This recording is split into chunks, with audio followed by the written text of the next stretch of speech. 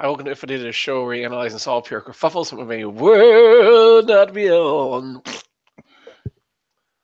I'm your host. I got nothing. Sorry. I come home to this. Hey! No, but I was waiting for you to say our name so then I could intone. I sure blame Alexi. Oh, there we go. That's how you pick up where you picked it. Just it's always somebody else's fault. Always someone else's fault. That's why if you look at my if you look at my Facebook profile, those are the mottos to live by. Look what you made me do, and something like that. I didn't do it. Well, If I Did It is the show. I'm your host, Lexi Auld, author of 7 Secret Source Inspiration, a Snappy Guide for Creative Procrastinators. And, Eugene on his show, The Show Stomper, mentioned powerful lawyer, 4 letters, and I was like, AUL. Anyway, coming back is Kid Named Bloody Elbow. And also from the Let It Roll podcast. Thank you. Yes. And Eugene S. Robinson from Aussie.com, author of Fight Everything You Ever Want to Know About Asking. We're afraid you get your ass kicked for asking. That's what the cover looks like right there. The thing about that book title is I saw a great ass-kicking video on World Star Hip Hop the other night, and it's not in your book. So the other night, the book was written in 2007. I'm telling you. It doesn't matter. You put a title like that, you make these claims. Do you have a time machine? Do you have a time machine? Now we're talking. Now that's genius media. Collectively, we are MMA Puncholi. Okay, there we go. So, the Rousey thing was foreshadowing for later. Let's go with the top story. Eugene. Sir. You're the UFC. Uh-huh. According to the Telegraph, you're planning to offer boxing champ Anthony Joshua a $500 million contract live and in public, if you will. How are you spinning this story? At this point now, I mean, if you watch the show Stomper, you know my thoughts are well delineated. But at this point now, or you follow at Eugene S. Robinson on Twitter, I said, #love is never having to say fuck you. And this is a pretty vibrant and I mean, it's clear that they don't give a shit about MMA. It's clear that we're in that bad relationship stage of MMA where it's like your attitude for everything is like, what are you gonna do? What are you gonna do? You gonna leave? Go ahead, leave. What are you gonna do? Leave? Where are you gonna get your MMA? Huh? Oh, Invicta? Is that where? Oh, KSW? Well, yeah. I don't know if you watch KSW. It's worth watching. But they're clearly at that stage. Dude is. I mean, I can't think of any other profession where you could get away with what the bald one did, even if you're the CEO. Even if you're the CEO. If you're the CEO for Apple, you can't be at a meeting yanking out your Android phone. Can't do it, man. You can't do it, right? You can't be the guy at Tesla and you're driving a Humvee. Can't do it. Elon Musk can't drive a Humvee. Can't do it, right? You just can't. You can't be cage side of the fight, watching boxing on a monitor while guys who you work for you ostensibly are in there. You're asking them to beat their brains out for your benefit. Nah. So, but they don't give a shit. That's why they made a public. They want to be taken seriously. They want to get the attention of some of the boxing world folks they're trying to peel away. This is an earnest signal that they're really serious about building UFC boxing or whatever the fuck they want to call it. But it is in my mind, a really potent kind of fuck you to the people who are at MMA. And if I were an MMA fighter of a certain stripe, like say between 5 and 15 in terms of world ranking, I would announce my intention to go boxing full time, and I wanted to be one of the first UFC boxers because clearly they get paid better than the UFC MMA fighters. And of course that might get you fired, but so what? We're in the backseat of a car. Not only is nobody driving that car, but everybody else in the car is fucking drunk out of their minds. And so if I'm the UFC, I'm just enjoying the ride until we crash. What about you, Nate? Eugene's got this one nailed with the whole what are you going to do? It's like when Didi Ramon pulled a knife on Johnny Ramone and Johnny Ramone's, what are you're going to stab me? Uh-huh, yeah. So, it gets you nowhere. Yeah, and I don't know, everybody in corporate America is feeling the boxing and they're feeling the pro wrestling and they're not feeling the MMA, and UFC might as well just just have fucking loser tattooed on its forehead. I mean, you know, it's like, it's just like that story we published by Brent Brookhouse a few months ago. Is UFC an aging Gen X fad? Nobody gives a fuck about Gen X anymore. This is on the cast heap. Psh, you know, it's like the hot new buck. And it's also everything about inequality in our society today. Like, if you want to make money today, you have to have money today. If you want to get paid, you got to be getting paid already. You know, if you got a 6-figure job and you go looking for jobs, people are throwing money at, hey, come work for us. Come. If you lose your 6-figure job, people are like, why would I fucking hire you? You don't even have a job. You know, and that's where UFC fans are, or UFC athletes are. Where else are they going to go? There's a monopoly. Bellator ain't doing jack shit. You know, Japan is barely sputtering back to life. Nothing going on in Russia. A little KSW action in Poland, but, you know, and Brazil certainly ain't happening. I mean, you know, if you're not out of Brazil right now, you're not looking to get into Brazil. So, you know, yeah, UFC can do whatever the fuck they want, and nobody seems to be in any position to do anything about it. And the thing is, though, that it's fascinating to me that Dana White is gravitating towards Floyd Mayweather's boy. What's the guy's name that's been doing the boxing scam on the networks where he's been buying time? Heyman. Yep. So, you know, that's who Dana White is supposedly getting in bed with. And it's like, you know, it's just like at some point I realized that all my life I have surrounded myself with ginormous goons that I can manipulate. No offense, Eugene. But, you know, just these surrounding myself with these bruisers that, you know, that I just do what he says. That's all. Yeah. It's just, you know, it's just this weird thing. And it's like Dana White must wake up and be like, wow, you know, I just have this knack for associating myself with these, you know, one and done scam artists, these hedge fund manager types that, you know, and Heyman's coming off of the scam he just pulled where he got a whole bunch of venture capital money and just, let's burn this shit. I'm going to buy time on ESPN and NBC and CBS. What? Nobody's watching fights. Let's keep buying time, you know? And now he's going to hook up and get a hold of Endeavor's money. I mean, it's just like, and Dana White's going to. And don't think that these people can't be scammed. I went to Oakland Coliseum once. I've seen 2 fights at Oakland Coliseum. One was Anderson Silva versus Chael Sonnen. That was packed. Then I saw another fight at Oakland Coliseum. When I say packed, if you remember, the figures on that were like 14,000 people. I saw another fight at Oakland Coliseum. You know how many people? Yeah, shit packed. Yeah. You know how many people? You know how many people were there for that one? 200. Ooh. You know what it feels like to be in an arena that holds 14,000 watching a fight with 200 and none of the fighters got paid. I mean, it doesn't, how reckless can you get? Hashtag how reckless can you get? You don't even have to ask, man. You could be, I mean, we've seen some of the biggest, best minds and corporations up in flames, you know, auto da fe. And then we've seen it 100 years ago. What were the top 100 companies in America? Top world crushing. And how many of them are still around? I think like 3 or 4. So even if you look at the top web companies in terms of internet presence for 10 years ago, there's shit on that list. You're like, oh yeah, that company, Lycos. Yep. Excite at home.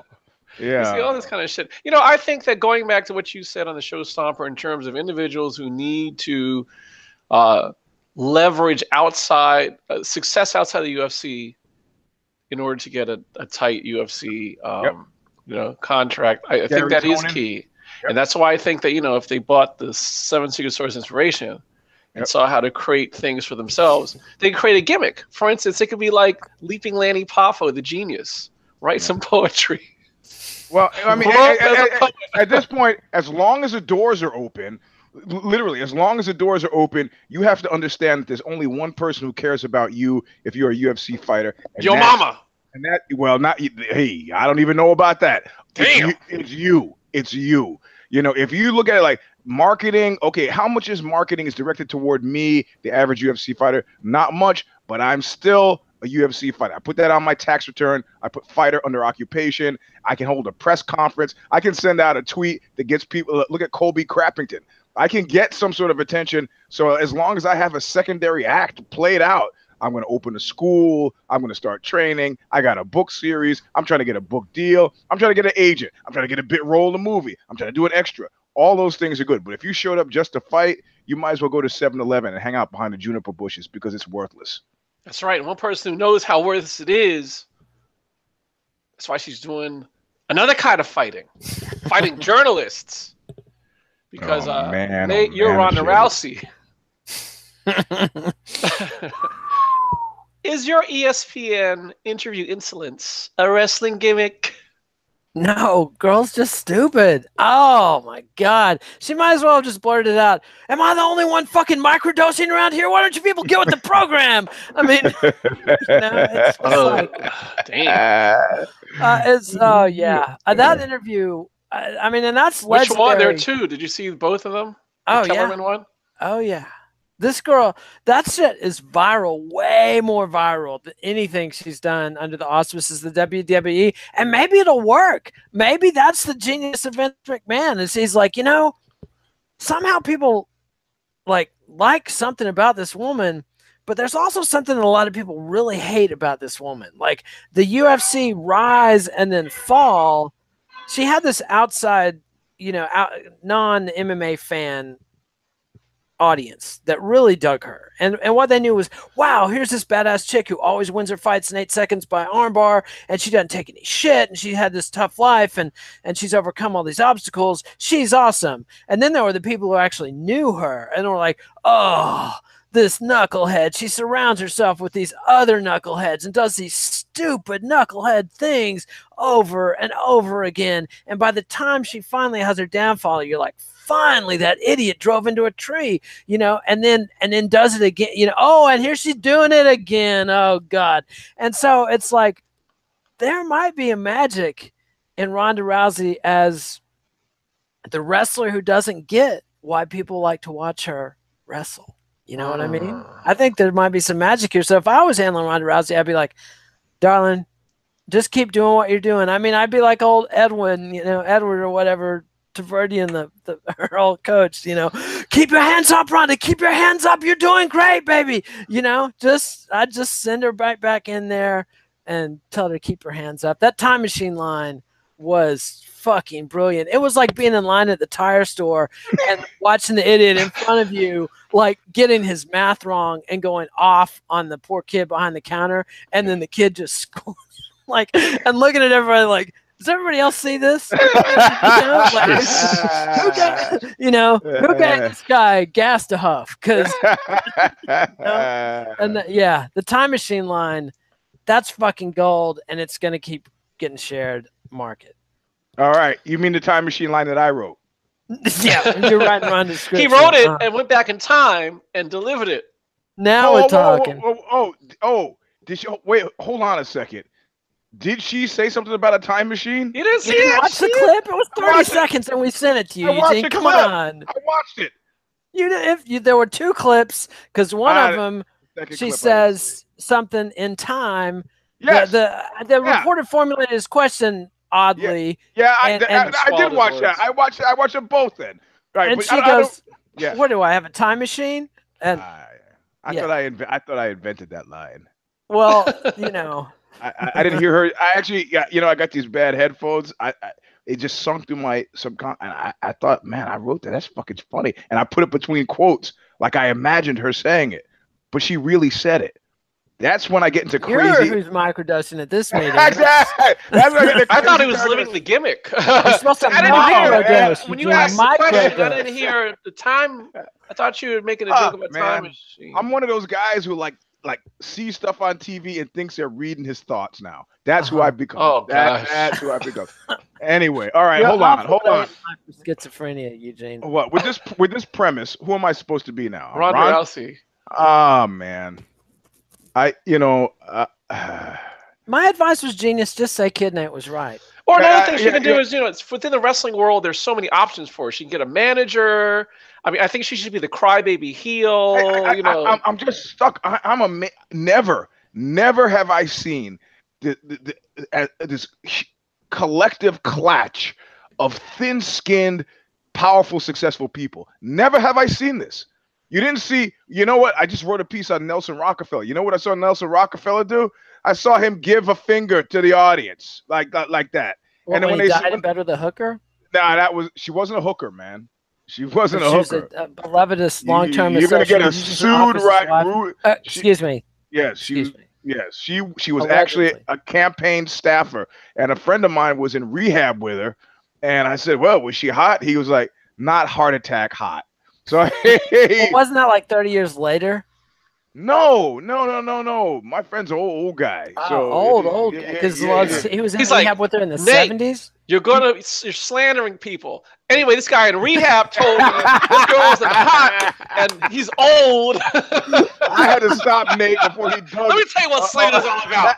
Before he dug a hole that was too deep, I had to finish digging that hole before he dug the actual hole. Hey, the shovel on yourself, digging the dirt on yourself. So, and then they said, like, Nelson, like, you might want to put your finger down because the photographer's out. He goes, let him see it. Let him see it. And they even called it for a while after that, the Rockefeller salute.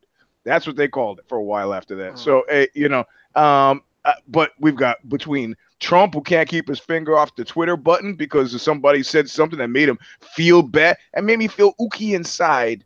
And he's got to respond, and she's not getting it. She couldn't slow down. She could hear. Guy was like, in time. Look, can I tell this filthy story on the air? Tell it. I had a woman say to me, she said, "I'm going to give you a choice." I said, "All right. And what's the choice?" She goes, "I'm going to give you a hand job or a blow job. Which do you prefer?" And so I said, I'm trying to be, I was a young man that people just offer this stuff. I go, I said, a blow job if you could. And she goes, if I could, like I was making an assertion that she was not capable of doing this. So rather than just like slap me or leave or beg off, she proceeded then to give just to destroy my penis, like literally lacerate it. And I decided, you know what? I made an honest mistake, but this is purposeful, and you are not going to stop me. And I just tears running down my face. And I just gritted my teeth, and I was not going to tap out to this intense pain that I was feeling. Moreover, I was going to imagine that it was pleasure, and then have an orgasm. Exactly what I.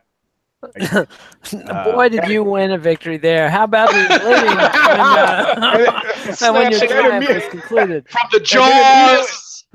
Immediately I ran to the bathroom and began putting Band-Aids on my penis because it How was many bleeding. pieces was it in when she spat it out? That's yeah. Anyway, hold on. So where do you get all these people who are successful by many measures, who end up being so incredibly thin-skinned? So incredibly thin-skinned. I mean, it's look, the Peter principle. Do you remember that? Everybody's old enough to remember that. I do. Yeah, rising to a level of greatest incompetence. Like, okay, the woman who got fired off of Transformers, right? Presumably, she got fired off of. Well, she got I can't remember her name, and she got fired. Megan Fox. Yeah, Megan Fox, and she was working for the guy whose name I purposely have not remembered because he's a hack and he directs terrible movies. Michael Bay. Thank you for now. I'll just have to work harder to forget it.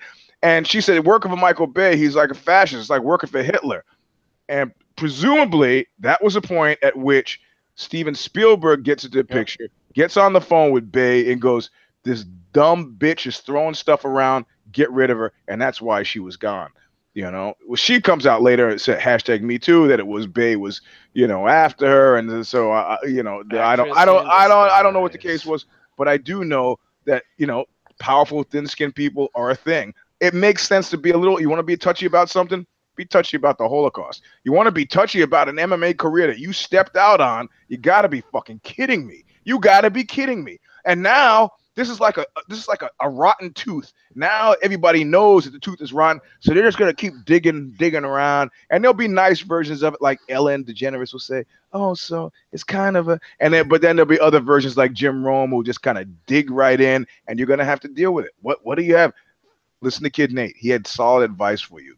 Weave this into some sort of fake wrestling narrative and just only be interviewed by those people because the rest of the world doesn't give a shit. This act is wearisome. I think she should take it on the road everywhere. The petulant, angry girl, and nobody. You can't treat me like. Oh, stop it! Fucking stop it! You lost. I think she should take every interview she's offered, every gig. Yeah, that's what well, there's only one way to get good, and that's one of the ways, right? I don't want her to get good. I just want her to get out there. I mean, just keep doing what you're doing. Because you are a sadist. In the moments like this, you have to think What business is she in? She's in the business of making people want to kill her, and then watch somebody else mime doing physical harm to her, and then booing and throwing things. I mean, Andy Kaufman, she needs to be living in, not watching Andy Kaufman because that'll make her self-conscious. She's not smart enough to handle knowing what she's doing. She just needs to keep doing what she's doing because this is gold. Yeah. Well, she's got. If I were her, I would WWTD. What would Tito do? Which is pretty much the same advice that Nate just gave. So. Yeah. Don't worry about subject-verb agreement. Just get out there and talk. Jeez. So, Nate, what's your heel turn this week? Man, I could be talking about serious, important things like how Google and Facebook are just raping us, and it's like or right save now that everyone's for, having fun. Oh my God, I looked up my Google data and it's appalling. It's like, well, wait about 3 weeks when your wife figures out to look up your Google data, son. Like that's when it's going to get really funny. I mean, if you think Ashley Madison hasn't dirt on people, wow, wait till you find out what Google's got on everybody and Facebook. But because I'm like a narcissistic, solipsistic jackass, I'm going to bitch about fucking Nerf. Has anybody bought a Nerf football or basketball recently? You know what a Nerf football is, right? It's soft and squishy. Nerf. Yeah. It's made of Nerf. It's a sort of Nerf. Some sort of. You're saying nerve like a thing in your body. Nerf. It's Nerf. Nerf. Nerf. Get the. Okay. A Nerf football. I can't say my F's now. Yep. That's anti-Texas racism, son. But.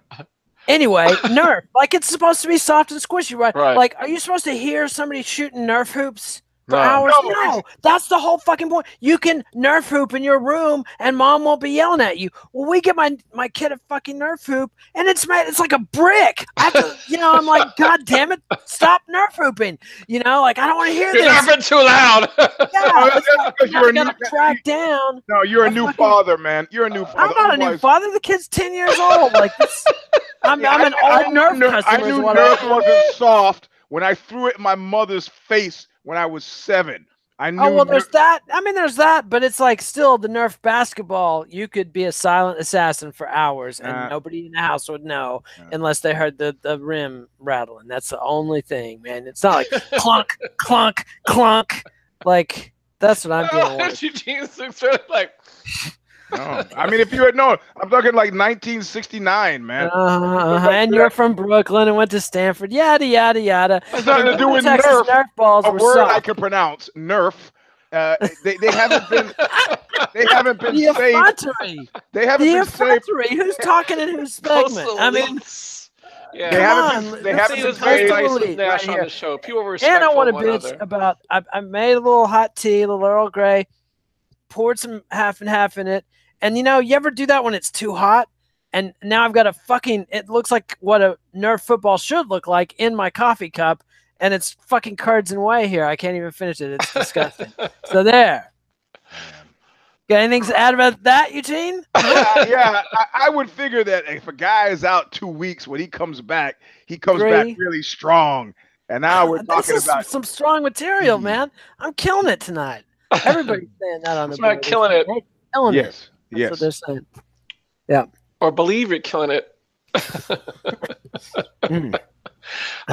Eugene, who's in the Lost Battalion? Well, it's complicated. like the relationship status thing. It's complicated because it seems like we put Ronda in there a long time ago. And then it seems like Ronda escaped by blowing the whole program a long time ago. And it seems like, based on the amount of time that we spent talking about her day, that she has fought her way back into the Lost Battalion. You say, well, the Lost Battalion has to do with lack of awareness about your place in space. Well, symptomatic evidence of this is when a guy who just lost a fight says, I rematch, and he starts making the belt sign thing around his waist, and they're like, no, man, you just lost a fucking fight. You're third in a row. You're not rematching shit except muffins, maybe TV Damn. dinners. You're not doing. So you would hope that it's a symptomatic lack of awareness about your place in space. So she lost Battalion herself out of MMA, but is it possible to lost Battalion yourself out of life? And I think really that's what we're seeing. I mean, this is somebody who's, it's like when Chuck Liddell got ran out there on KUT TV in what I think it was KUT in Texas, and he fell asleep in Dallas. He fell asleep on the air. He nodded off. He didn't fall asleep. He nodded out. Okay, he had to be great. He nodded off, and to hear the bald one cover for his ass later, which was a bold move, covering for him. He said, "Oh, he's a little sick. He's dark officer." He goes, he was surrounded by a bad team that rolled him out there, and that was pretty fucking prescient. At this point now, this is the same woman who hired Tarvarvardian to be her stand-up coach. I guess the same kind of laser-like think tank thinking that went into making that decision also went into surrounding herself with the people that are currently managing her career. It's like, look, they try to do this to me when I have TV appearances at Aussie. They like to exhaustively rehearse stuff, and I'm not a rehearsing guy. I like to go extemporaneous all the way.